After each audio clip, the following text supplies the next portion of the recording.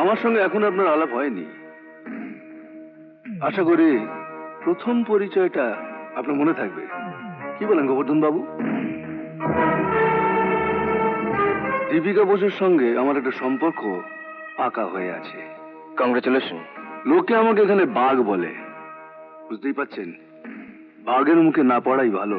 ছে, নিজেকে জানোয়ার ভাবছেন কেন? বাঘের কিন্তু জাত আলাদা হয়। বেড়ালকে ভুল করে বাঘ না ভাবাই ভালো।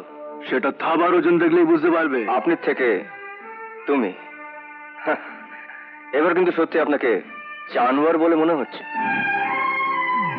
বাঘ শিকার করতে আমার আবার ভীষণ ভালো লাগে।